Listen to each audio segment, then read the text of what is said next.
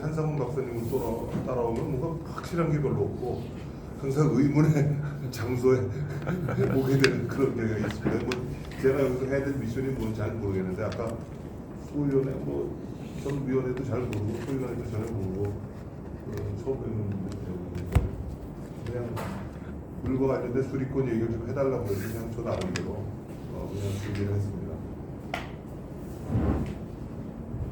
오늘 오후 늦은 시간인데 한번 법전문도 보시고 판례도 보시려면 머리가 아프실 텐데 최대한 재미있는 그런 방향으로 진행을 한번 해보겠습니다. 제가 오늘 말씀드릴 수리권은 크게 두 가지입니다. 하나는 허가 수리권. 허가 수리권이라는 것은 통상적으로 우리가 말하는 수리권 할 때 가장 대표적인 수리권이 되겠습니다. 여기 제가 써놨습니다만 하천법 제50조의 허가 수리권입니다. 보시면 생활, 공업, 농업, 환경 개선, 발전, 주원 등의 용도로 하천수를 사용하려는 자는 대통령령으로 정하는 바에 따라 환경부 장관의 허가를 받아야 한다. 이렇게 된 거죠.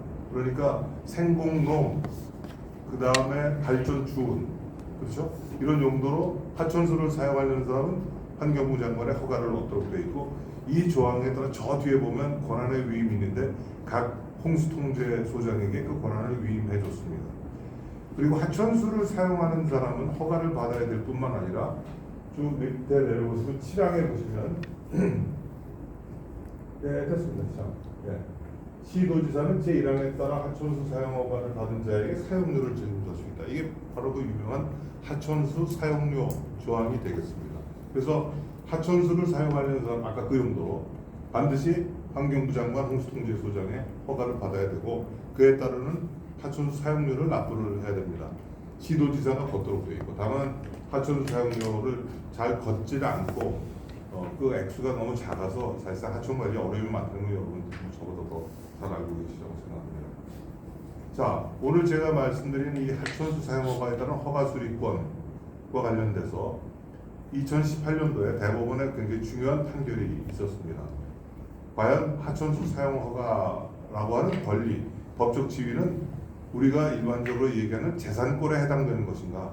제가 왜 이 얘기를 하냐면 금강유역에서 예컨대 맥주를 생산해야 되겠다고 하천수 사용 허가를 받는 경우가 있을 겁니다. 예상을 한번 해봅시다. 어떤 맥주 공장 사장이 맥주를 생산하기 위해서 하천수를 사용하는데 당연히 그렇죠. 이 공업용수가 될 겁니다. 허가를 얻어야 되고 그에 따른 하천수 사용 허가 사용료를 내야 되는데, 만약에 몇 년간 가뭄이 들어가지고 가뭄이 들어서 하천수가 부족하다. 그러면 환경부 장관이 A 회사가 여태까지 가지고 있었던 공업용 맥주 생산 하천수 사용 허가를 빼앗을 수도 있겠죠. 조정할 수도 있어. 야, 지금 쓸 물, 먹을 물도 없는데 지금 맥주가 그게 말이 되는 얘기냐? 우리 이거 줄 수 없다. 줬던 거 뺏겠다. 했을 때 그 주었던 수리권을 빼앗을 때 재산으로 보고 보상을 해줘야 될까요? 이겁니다. 화면 한번 띄워주실까요?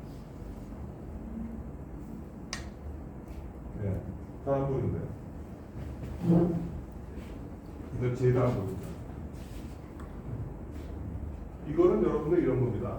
각 주식회사가 한탄강 일대 토지의 수력 발전용 댐을 건설하고 한탄강 하천수에 대한 사용 허가를 받아 하천수를 이용하여 소수력 발전 사업을 영위하였는데, 한탄강 홍수 조절지 댐 건설 사업 등 이건 누가 한 거냐면 수공이 한 겁니다. 한국시장공사가 댐 건설에 필요한 위 토지 등을 수용하면서 기작물과 영업 손실에 대하여는 보상을 하고 각 회사의 하천수 사용권에 대한 별도로 보상금을 지급하지 않자 각 회사가 재결을 거쳐 하천수 사용권에 대한 별도의 보상금을 산정하여 지급해달라는 취지로 보상금 증액 소송을 제기한 사안입니다. 자, 쉽게 말하자면 아까 맥주 공장 회사가 있는데 맥주 공장을 우리가 어떤 필요에 의해서 이제 예컨대 요즘 얘기하는 기후 조절대금 같은 거죠. 만들기 위해서 예컨대 수용을 한다. 그 땅을 갖다. 그럼 그 땅이나 아니면 공장 시설이나 아니면 영업권이나 이런 거는 어때요? 또 법에 따라서 보상을 해주도록 되어 있는데 하천수 사용허가가 있단 말이에요. 그 하천수 사용허가도 보상의 대상이 되느냐 하는 겁니다. 그런데 대법원은 각 회사의 하천수 사용 주권에 대한 불의 사용에 대한 권리로서의 정당한 보상 금액은 어업권이 취소되거나 어업 면허의 유효 기한 연장이 허가되지 않은 경우에 손실 보상의 산정 방법과 기준을 추적을 하여 산정한 것이 타당하다고 또 원칙 판결도 되고 그러니까 어때요? 그것도 당연히 보상을 해줘야 됩니다. 그럼 제가 여기서 의문을 제기하겠습니다. 여러분, 저는 이 대법원 판결이 잘못됐다고 생각합니다. 만약에 아까 맥주 공장이 얘기를 했는데 쓸 물도 없고 마실 물도 없을 때 맥주 공장에 준 하천수 사용 허가를 갖다 국가가 거두어드린다. 하천부 53조에는 조정이라는 말이 있습니다. 거둬들일 때 그러면 일일이 보상을 해줘야 될까요? 재산으로. 하천수 사용을 받아놓고 쓰지 않은 물량이 굉장히 우리나라에 많아요. 근데 그것에 대해서 예컨대 수용이 이루어지거나 했을 때 재산권으로 보고 그 교환 가치에 따라서 보상을 해줘야 되느냐. 저는 그거는 앞으로 우리 기후변화 시대에 전천화가 우려되는 이 상황에서 굉장히 위험한 논리라고 생각합니다. 저는 개인적으로 하천수 사용 허가를 내는 것은 재산권으로 준 게 아니라 일부 그 사람이 일정 기간 동안 일정량을 사용할 수 있도록 법적 지위를 준 거에 불과해요. 따라서 중대한 공익상 요구가 있으면 국가가 보상 없이 회수해야 된다고 생각합니다. 자, 제 이메일 보시면 여기 보시면 하천수 사용한 재산적 가치가 있는 권리입니다. 예, 여기 보시면 그 로타이트 밑에 보시면 예.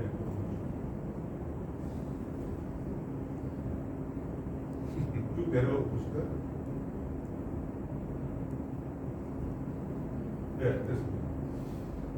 우선 이 사건의 경우 피고의 댐 건설을 위한 헌법상 공공기와 토지승벌법 처벌 원고 주장은 하천수 사용에 따른 물의 사용에 대한 권리라는 재산적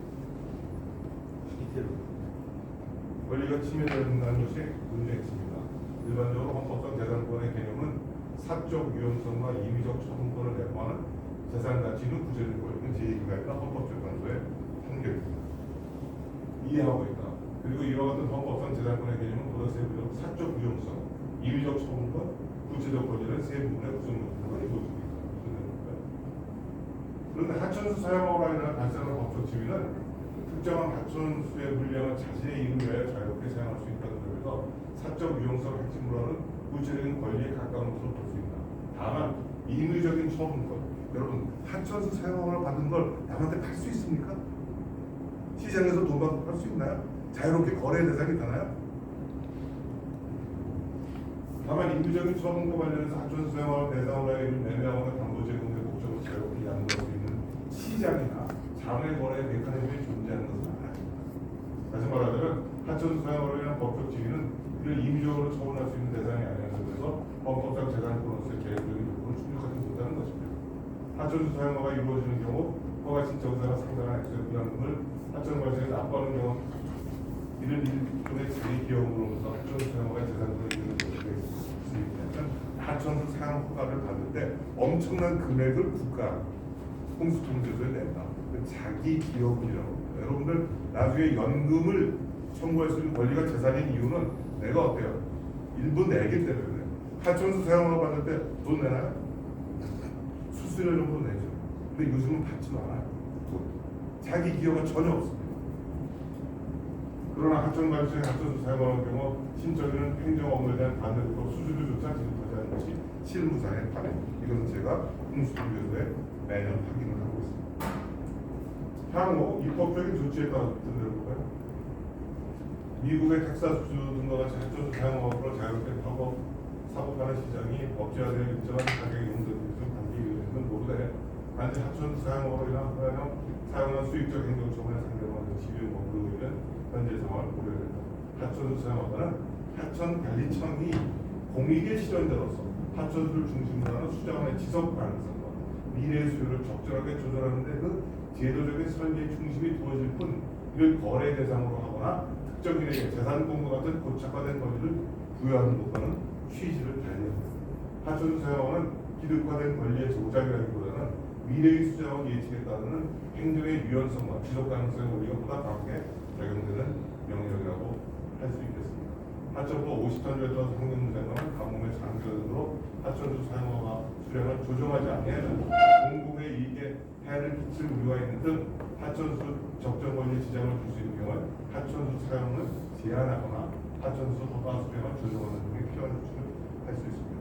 맥주 공장 하천수 사용과 걷어들일 수 있다는 얘기죠. 돈 줘야 되나요? 돈 줘야 되나요? 보상해 줘야 되나요? 지자체가 가지고 있는 엄청나게 많은 하천수 사용과 물량들이 있습니다. 재조정을 해야 된다. 왜냐하면 이제 물이라는 것은 우리만 쓰는 것이 아니고 미래 세대에도 남겨야 돼요. 한 방울의 물도 절약해서 우리가 효율적으로 써야 되는데 그런 물들에 대해서 그냥 가지고만 있고 이거 내 거야. 나중에 필요한 재조정하면 그건 재산권이니까 보상해내. 이런 논리가 통용될 수 있다면 저는 국가가 아무것도 할 수 없다고 봅니다. 그런데 국가가 향후 기후변화 건전화에 따르는 수자원 부족으로 인해 초래될 수 있는 위험으로서 국민의 생존권을 보장하고 산업활동에 필요한 수자원의 전반적인 이용 내부를 재조정하려고 해도 하천수 사용과는 재산적 권리를 인정하는 경우 손실보상에 필요한 국고 부담은 물론 기득 발전사들의 저항으로 인한 심각한 부작용이 예상됩니다. 맨 아래로 내려보실까요? 별로. 기본적으로 대법원의 판결을 비판할 생각만은 없습니다. 그 사람들은 마음대로 생각하고 하는 것이고 사실 이 판결 내릴 때 저하고 많은 토론을 거쳤습니다. 근데 저는 그렇게 하지 말라고 그랬는데 대법관들은 민사적인 어떤 재판의 그 사고에 젖어 있는 분들이기 때문에 야 그래도 그거 해줘야 되는 거 아니야? 없다면 어업권이라도 유치적으로 해서 보상해줘야 되는 거 아니야? 이렇게 얘기하니 결국은 이런 판결을 했습니다. 대법원의 판결을 비판할 생각만은 없습니다. 법원은 국회나 정부와 달리 직접적 결정한 정책을 결정한 국가기관 아니고 1차적으로는 당해 소송 사건에 집중하여 심리하고 법률적인 판단을 문제를 해결하는 것을 헌법상 권한다는 것이기 때문에 헌법재판소도 이것 나중에 탄핵재판 그렇게 하겠죠. 정치적 고려 없이. 다만 우려되는 것은 이번 판결이 하천수 사용법에 국한하지 않고 향후 국가가 관리하는 모든 에너지원과 자연자원에 대한 관할 행정처의 허가 특허 처분을 통하여 상대방의 과도한 법적 지위를 설정하는 잘못된 시도를 보낼 수 있다는 점입니다. 그래서 대법원의 판단은 존중하지만 향후 유사한 사건에서는 전향적인 입장선회를 좀 기대하고 있습니다. 굳이 공공신탁이론을 거론하지 않고도 헌법 제120조 제2항에 따라서 국토와 자원은 국가의 보호를 받으며 누구도 이를 독점하거나 사용할 수 없습니다. 미래 세대와 자손 만들을 위하여 세대간 정의한 공정성 우리 기존 세대가 지켜줘야 되기 때문이다. 네. 나라가 어쩌고저쩌고 강물을 흘러거든요. 미래 세대이고요. 자, 이게 반쪽이고요. 그 다음 걸 보겠습니다. 헌법재판소 볼까요? 그 위에 거. 네. 이거는 수리권 중에서 허가 수리권이 아닌 댐 사용권에 관한 것입니다. 댐 사용권. 여러분들 댐 사용권 잘 알고 계실 겁니다. 섬진강 댐 사건입니다. 섬진강 댐 사건은 섬진강 댐은 홍수 조절에 대한 댐 사용권은 국가가, 그 다음에 생공용수에 대해서는 생공이죠. 생공용수에 대해서는 수정용, 그 다음에 농업용수에 대해서는 한국 농어촌관리공사만 가지고 있었던 수리권입니다. 그런데 수리권을 재조정하면서 결정적으로 하면서 농어촌공사가 가지고 있던 그 농업용 수리권, 즉 댐 사용권을 수자원공사에게 몰아주는 그런 조치를 했습니다. 그래서 물론 다 법에 의한 것이죠. 우리 댐 건설 관리 및 주변 지역 지원에 관한 것들, 댐 건설법이라고 양칭하겠습니다. 거기 보면 34조 1항에 따라서 댐 사용권을 취소 변경하는 절차를 통해서 한국농어촌공사가 가지고 있던 댐 사용권을 수공에다가 몰아줬습니다. 자, 여러분, 댐 사용권은 하천수 사용권과 비교해보면 재산일까요? 이거는 댐 사용권.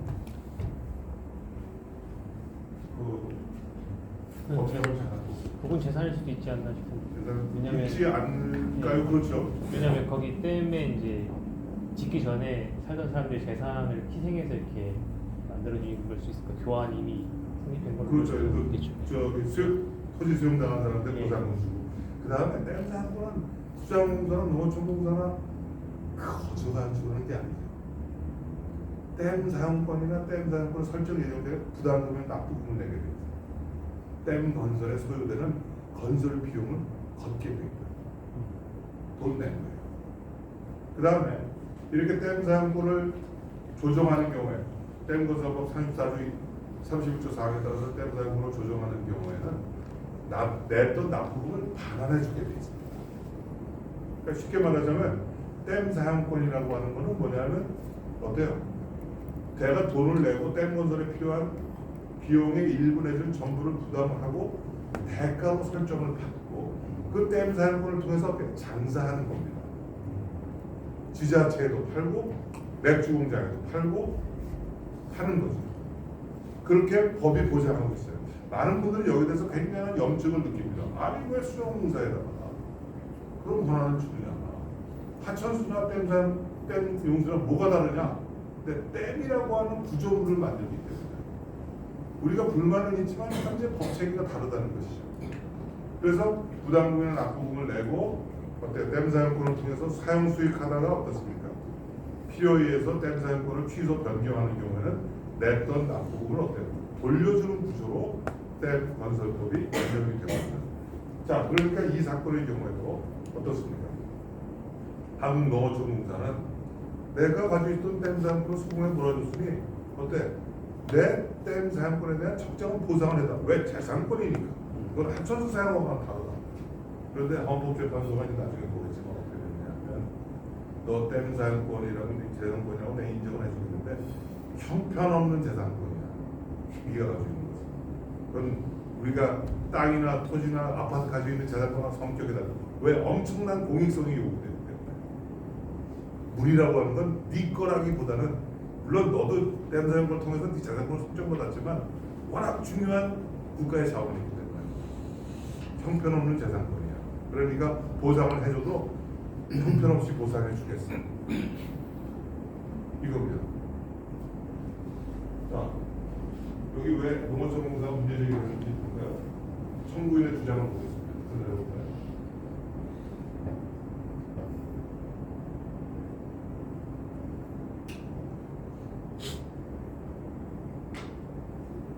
네, 청구인의 주장이거든요. 자, 청구인은 한국농어촌공사. 댐 사용권 변경 조항에 대하여 위헌 또는 헌법으로 아니고 나으로 보면 댐 건설관리권을 규정한 댐 사용권은 헌법에 의하여 보호되는 재산권으로서 이를 제한하기 위해서는 헌법 제23조 제3항에 따라 반드시 정당한 보상의 근거 법률을 마련해야 된다. 그러나 부담금 반환 조항은 댐 사용권의 축소의 경우에 댐 사용권자가 댐 사용권 취득 당시 납부하였던 댐 건설 비용의 부담금이나 댐 사용권 행사할 당시 납부하였던 납부금의 일부를 반환하도록 규정할 뿐 댐 사용권의 생사에 대한 정당한 보상이 될 수 없어 헌법 23조 3항에 위반된다. 그러니까 어떻게 됐냐면 댐 사용권 가져왔으니까 수공에 엎어졌으니까 어때? 정당한 보상을 했다. 시장 가격에 따라. 왜냐하면 여러분 댐 건설할 때 농어촌공사에 근데 한 50억 정도 냈다면 50년은 그 가격이 어떻게 됐을까요? 당연히 물가 변동률 등등하고 올라갔겠죠. 그런데 어때요? 여기서는 부담금 납부한 거 돌려준 거니까 50억 그냥 가져가죠. 그중에 일부만 또 준 거야. 감가상각. 그러니까 농어촌공사는 눈이 뒤집힐 일이죠. 내가 낸 돈도 제대로 반포에 친구 셋이서 아파트를 분양받았다고 생각합니다. 친구 셋이서 반포에 생각만 해도 흐뭇한 일입니다. 30년 전에. 반포에 셋이서 아파트를 분양받아서 각각 하나씩 쓴다. 방은. 얼마씩 냈을까요? 5억씩 내서 15억. 5억쯤 냈을까요? 한 2억쯤 냈겠지. 2억쯤 내서 6억 가지고 사서 30년간 사서. 근데 그 시간 30년 살던 친구가 나간다고 해. 야, 제 돈 빼줘라. 얼마? 2억 냈으니까 2억 빼줘. 이거예요.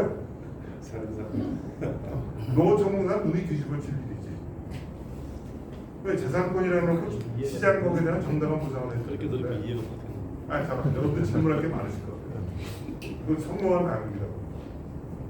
제가 이거 어디서 강의한 적이 없거든요. 해달라고 우리 한 박사 해달라고 그 나름대로 열심히 생각해. 뭘 하는 게 좋을까? 자, 판단 내려보실까요? 너무 빨리 밑으로 좀 살살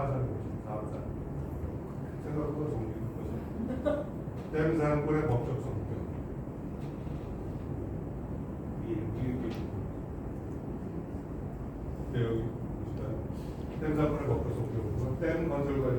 댐 자금을 물건으로 보도록 그렇게 규정을 해놓고요. 댐 건설 관리법에 특별한 규정이 있는 경우 제로는 부동산에 관한 규정을 준용하도록 한다. 댐 사용권은 댐 등록부에 공시하도록 되어 있습니다. 저당권의 대상이고 상속 법인의 합병 또는 그 밖에 포괄승계의 양도 체납적은 강제 집행 또는 저당권의 목적이 되는 다른 권리의 목적으로 할 수 없다. 그 이유에는 댐 사용권은 저소에 관한 소유권과 구별되고 댐 사용권의 비용을 했던 가령 수자원 함정 개발 비용을 국가에 국회에서 부여되는 겁니다. 존속 기간이 없다. 자, 쭉 내려볼까요? 재산권, 예, 여기 다시 재산권, 댐 사용권의 성격이 좀 예, 앞서 본 것과 같이 댐 건설법이 댐 사용권을 물건으로 보며 댐 건설법의 특별한 규정인 경우 제어는 부동산에 관한 것은 부동산으로 한다. 댐 사용권 등록과 공시하고 똑같은 얘기. 댐 사용권은 설정된 댐 사용권의 범위 내에서 저수 또는 유수의 배타적 사용권을 가지고 해당 댐의 저수를 사용하는부터 사용료, 그러니까 수자원 공사가 어떻습니까? 댐 사용권을 통해서 이 댐 용수를 사용하는 사람과 사용 계약을 맺고 그에 따른 돈을 받게 됩니다. 뭐 여기에 대해서는 지자체가 굉장히 많은 저항이 있습니다.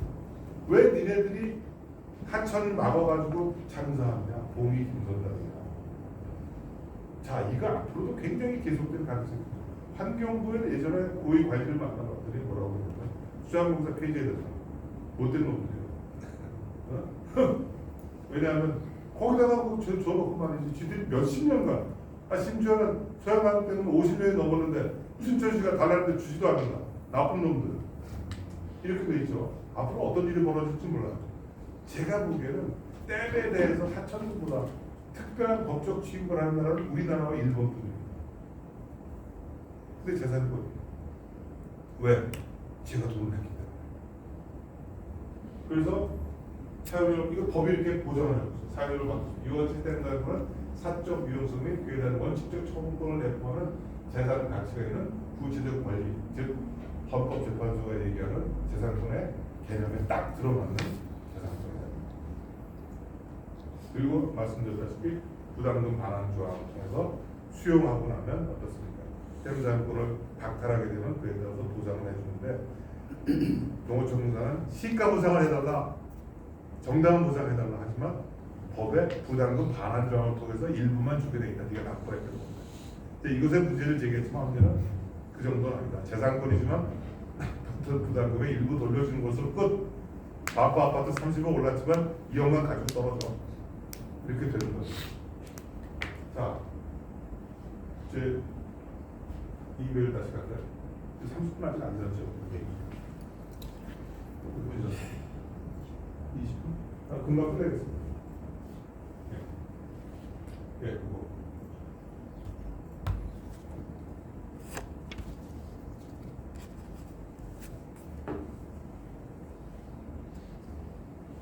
너무 기대되는 좀 되죠.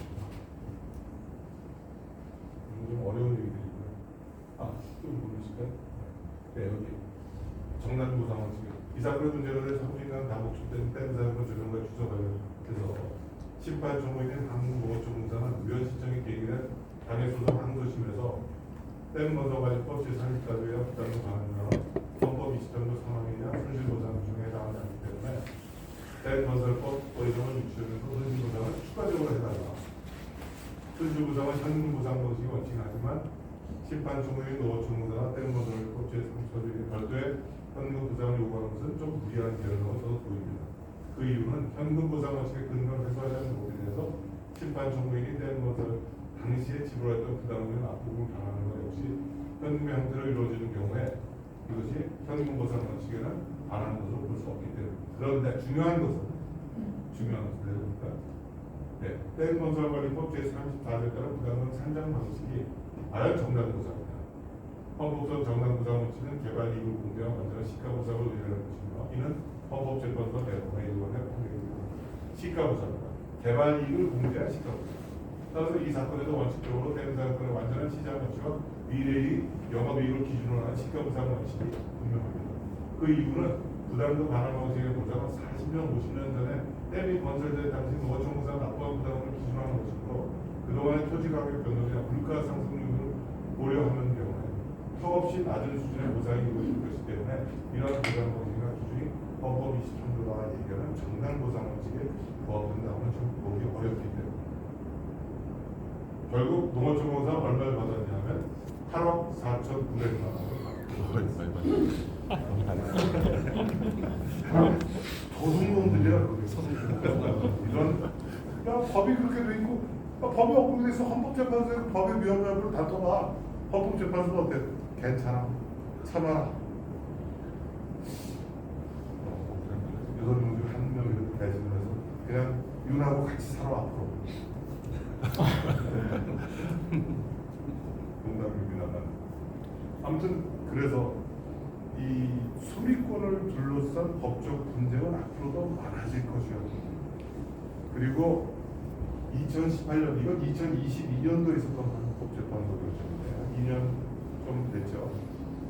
여태까지는 각 법원이 소송도 별로 없었고 각 법원이 소리권에 대해서 판결할 그런 경우도 거의 없었습니다만 최근에 들어서 이런 일들이 많아진다는 것은 우리가 명확한 법리를 이해하지 않고 그냥 그때그때 해결한다면 굉장한 혼란이 야기되기 때문에 여러분 하천수 사용허가 받으면 등록합니까?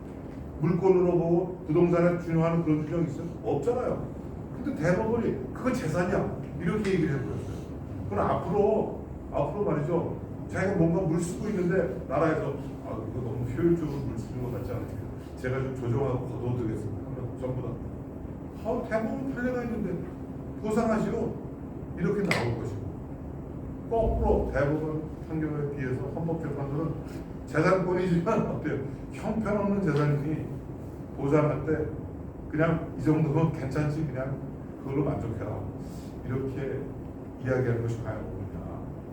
저는 오늘 처음 뵙는 분들이지만 그냥 피상적으로 이런 판례가 있다라고 소개하는 것보다는 문제점을 지적하고 우리가 앞으로 이런 문제들이 생기면 어떻게 할 건가라는 한번 생각을 브레인스토밍을 시간으로 가졌으면 가져왔습니다. 이상입니다. 고맙습니다.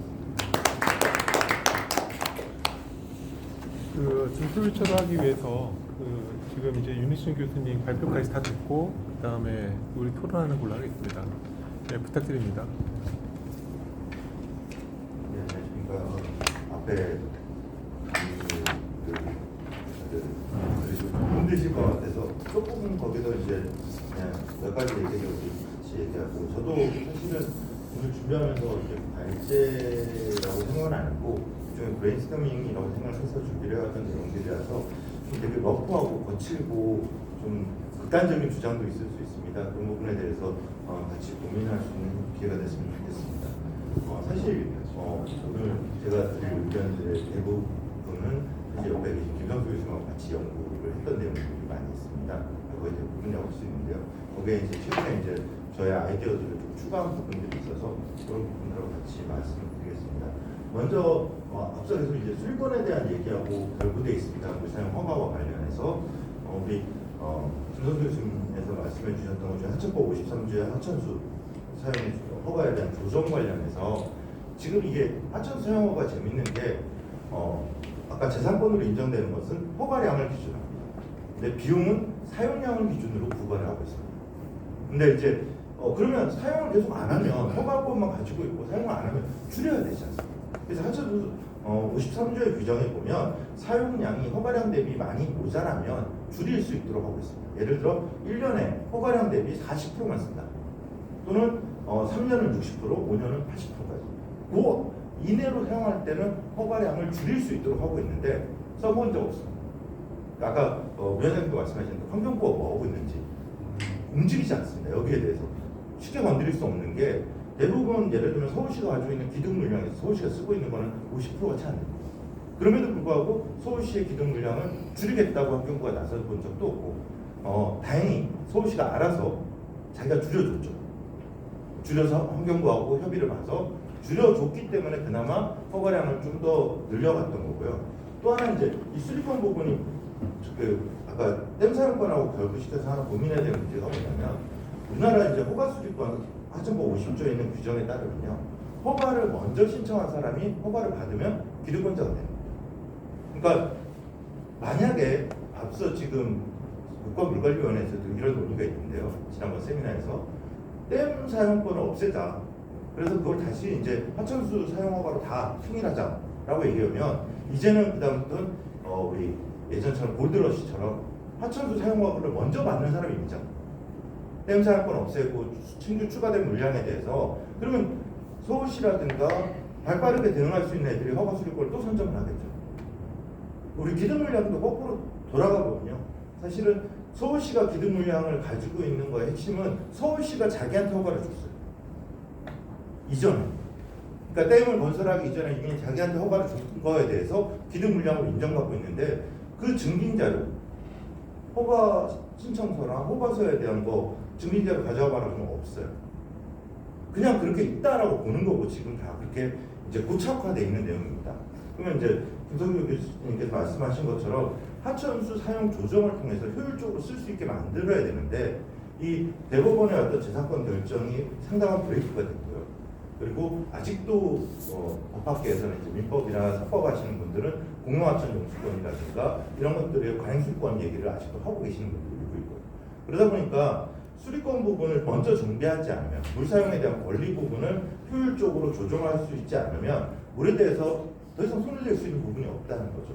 그러면 이 문제를 어떻게 해결해야 되느냐? 물관리기본법에는 저기 보시는 것처럼 제16조에 물을 사용하려는 하는 관련 법률에 따라 허가를 받도록 규정을 하고 있습니다. 그냥 원칙이에요. 구체적으로 관련 법률이 무엇인지, 허가 간의 우선순위가 어떻게 되는지, 허가의 범위가 어떻게 되는지 각 개별법에 다 맡겨놓고 있습니다. 그래서 물관리기본법이 제대로 물관리기본법으로서 역할을 하려면 저기서 한 조문 정도는 추가돼야 된다고 생각이 되는 거죠. 그러니까 구체적으로 물 사용에 관한 관련 법률이나 허가의 범위, 내용에 대해서는 따로 법률로 정한다. 그래서 수리권에 대한 별도의 법률의 규정이 필요하지 않느냐. 이건 상당히 지난하고 어려운 작업이라고 생각하는데 이게 제대로 정립되지 않으면 앞으로 우리나라의 이제 물 사용과 관련한 이제 효율적인 조정은 묵과하기 어렵다라는 게 현실적인 문제가 아닐까 싶습니다.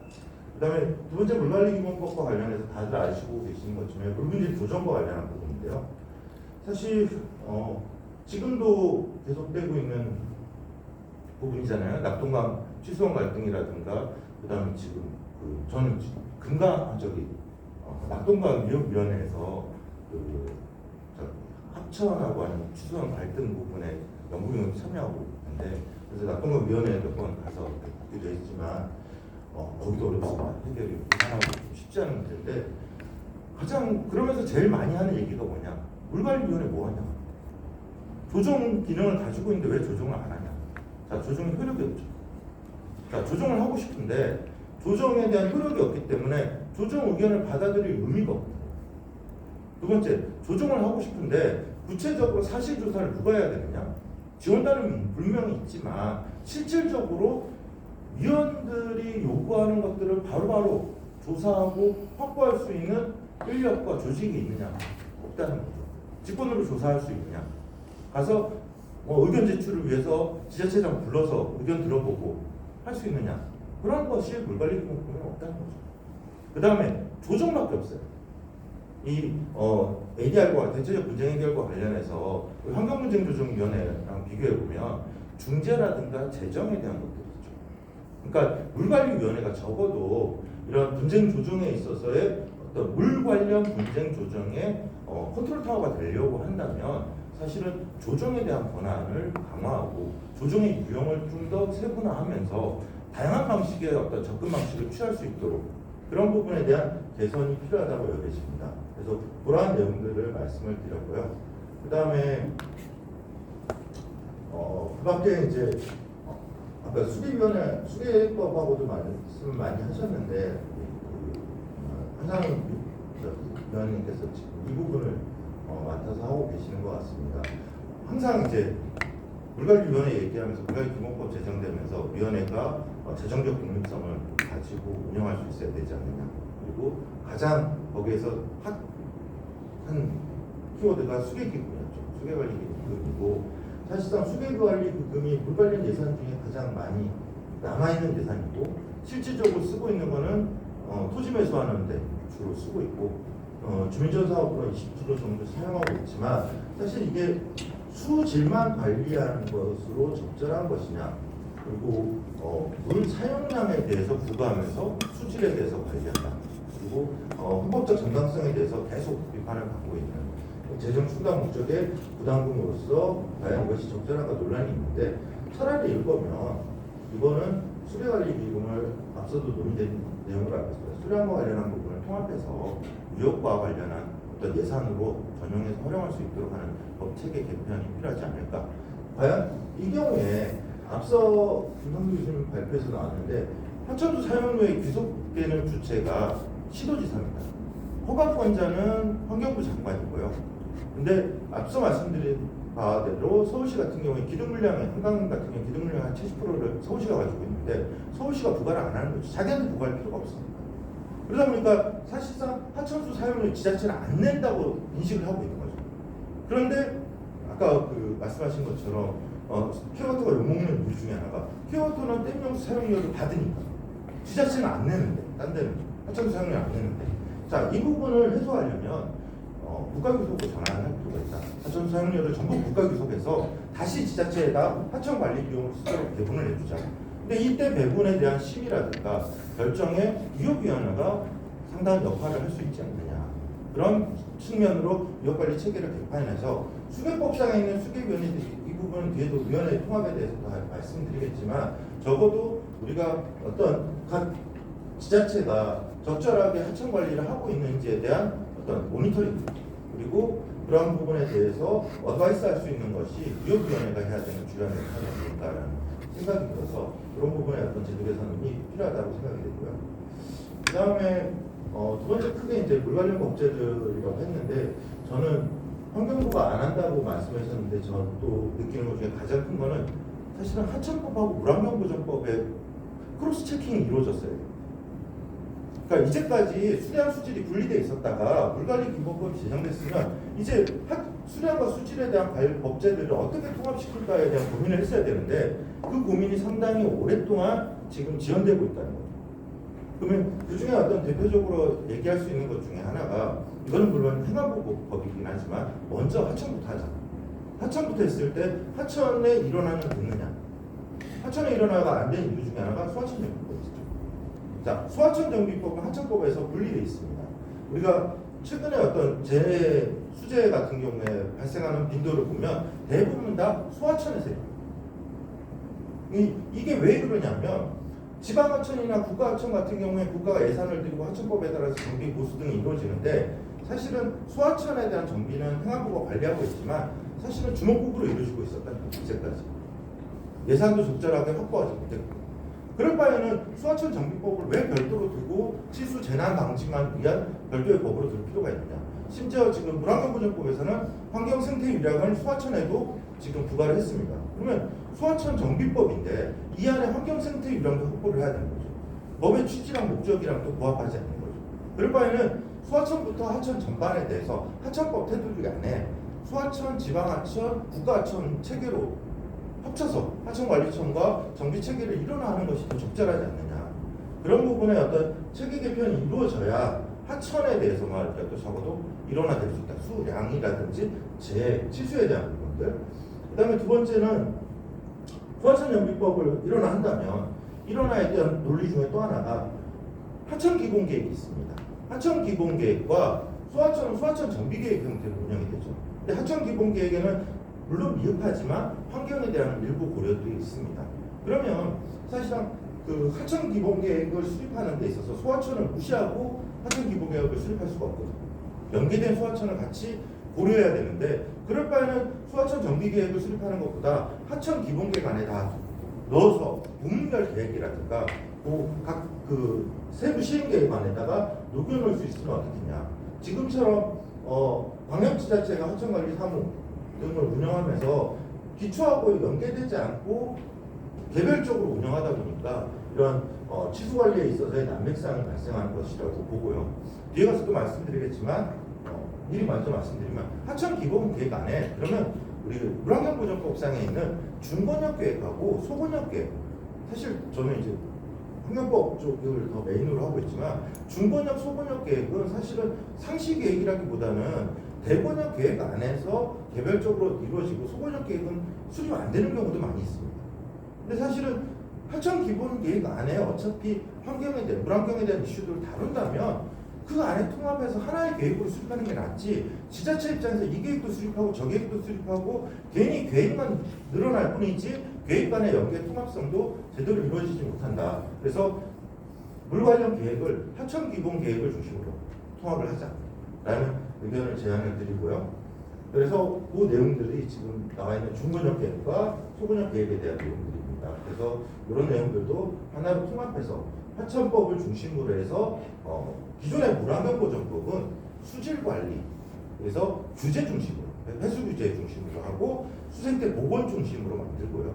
하천에 있는 수량과 수질 관련한 통합 관리들에 대한 부분들은 하천 기본 계획을 중심으로 해서 하천법을 통해서 운영을 하자라는 아이디어를 드리는 바입니다. 그리고 끝으로 이제 그 수계법하고 관련한 위원회 거버넌스에 대한 부분인데요. 이 수자원법상에 국가수자원관리위원회가 있고요, 지역수자원관리위원회가 있고, 수계법에 수계관리위원회가 있고, 그 다음에 우리 이제 물관리기본법상에 유역위원회와 국가위원회가 있는데요. 각각의 위원회들은 개별 법률에 따라서 심의 기능들을 달리하고 있지만 결과적으로 앞서 말씀드린 하천법과 물환경보전법, 그 다음에 물관리기본법의 어떤 체계 개편이 이루어지면 사실상 중복되거나 불필요한 위원회들이 상당수 있습니다.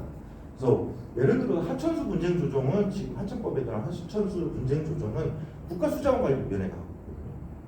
근데 물관리위원회도 분쟁 조정을 하고 있습니다. 왜 물 관련 법률에서 두 개의 위원회가 별도의 분쟁 조정을 할 필요가 있느냐는 거죠. 그렇다면 그는 적어도 이제 유역위원회 차원에서 분쟁 조정 부분을 끌어들일 필요가 있는 거고요. 그 다음에 그 밖에 이제 수자원 계획 수립에 있어서 국가수자원관리위원회가 주요한 역할을 하는데, 지금 물관리 기본법 체계 내에서 수자원 따로, 물환경 따로 위원회를 별도로 운영할 필요가 있을까?